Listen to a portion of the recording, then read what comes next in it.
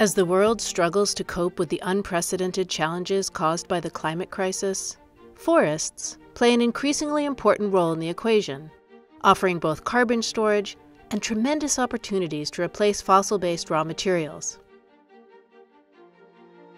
However, using this precious natural resource while maintaining biodiversity is a major challenge for modern forestry. I think if you ask 200 people what sustainability is, you'll get 200 different answers.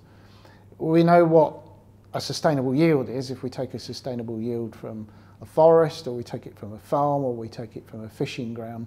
It's basically what we can take for our own use without compromising the ability of that resource to regenerate. We have to respect the limits of the forest, and where do those limits lie? Is it to do with the amount of material that we can take within the annual increment? So we're just thinking in terms of the forest biomass, or do we also need to think a little bit about what actually the forest is for? I mean, it's not just there to provide material, it's also there to provide ecosystem services, it's to maintain biodiversity. And I think this is becoming much more prominent now in kind of discussion, that we have a biodiversity crisis, we have a climate crisis.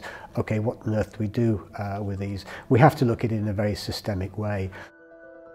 Solving the challenges also creates huge opportunities. Now is the transformation. If I could invest all my possessions into sustainability as such, I would do it in a heartbeat, because I have 110% faith that whatever the businesses are that basically put everything into sustainability, they will also be profitable.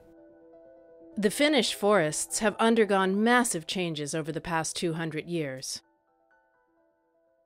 While Finland has seen significant reforestation over the past century, many countries in Europe have experienced deforestation.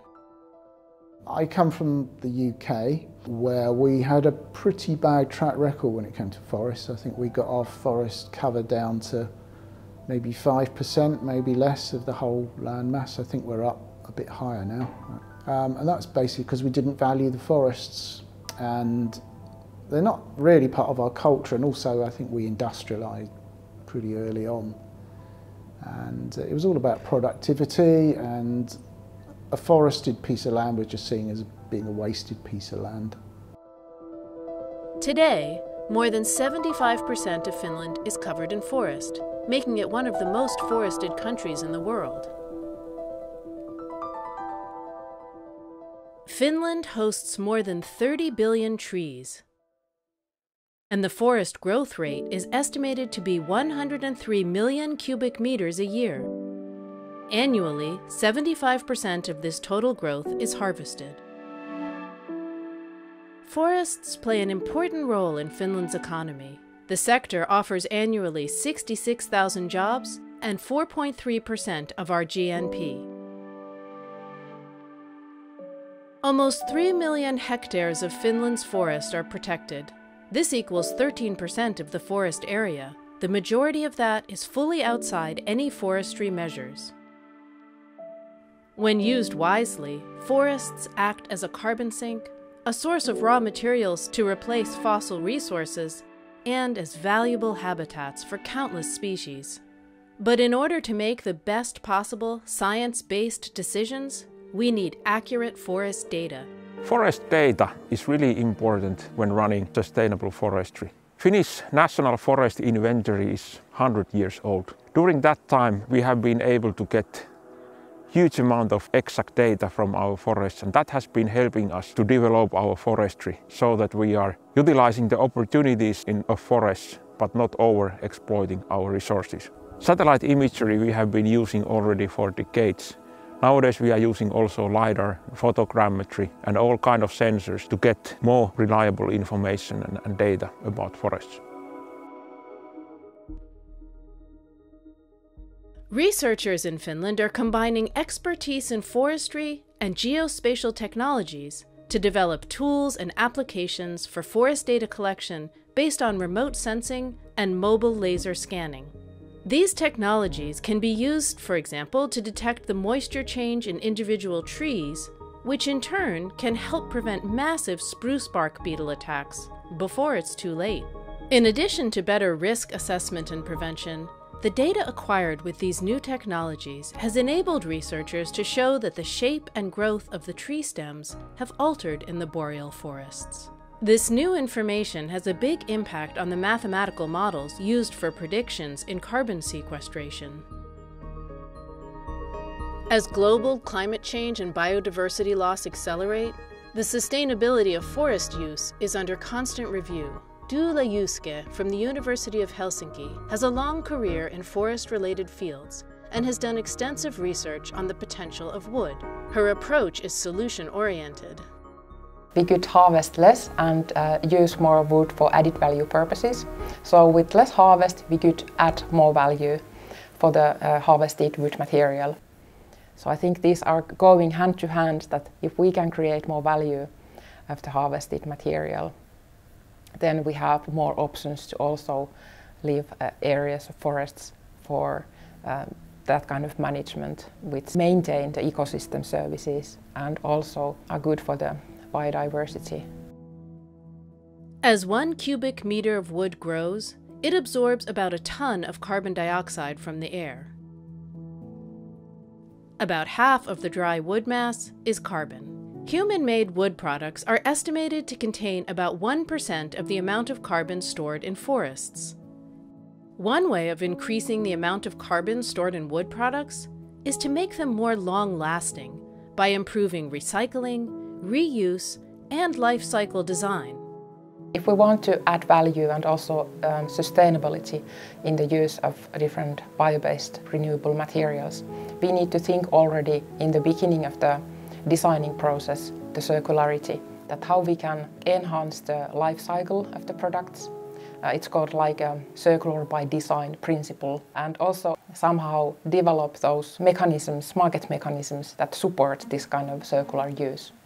Of the total carbon sequestered in wood products, the share of carbon sequestered in buildings is estimated to be 62%.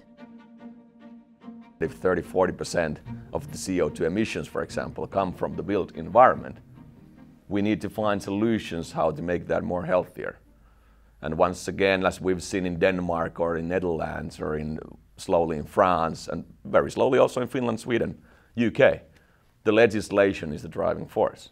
Because eventually we need to somehow regulate the amount of CO2 emissions we are releasing into the air. What we can do is we can also look at, well, okay, why don't we use the material that comes from the building? So rather than using fresh wood that we have to harvest for, we use material that's already existing, that still has value, still has utility because it hasn't reached the end of its life. So we recycle that in a materials cascades. Cellulose-based biomaterials offer not only a way to reduce fossil-based emissions, but also many advanced functionalities. What we are actually, for example, now studying is the use of alternative biomasses as well, in addition to these commercially used tree species. So we have been studying willows and how those biomasses can be used to first, for example, extract different functional compounds that can have broad-acting antimicrobial properties, and those could be used to create different functional materials. And then the leftover of the biomass that is extracted could be further refined to create fiber products. They could be insulation materials, non-wovens, even textile yarns. And by this way, we can use the biomass as comprehensively as possible. Recent scenario work at Luke reveals that the added value for the whole bioeconomy could be doubled.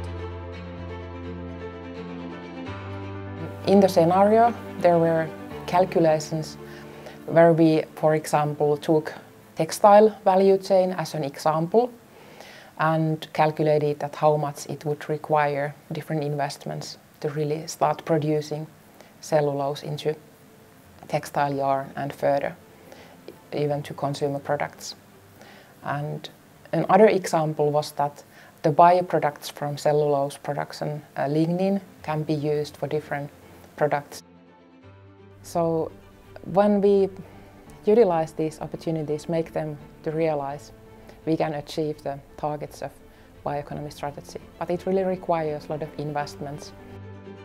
And of course also the political and regulative changes to support these different investments of the industry. And also we need to have educated people, so we need more education to reach these targets.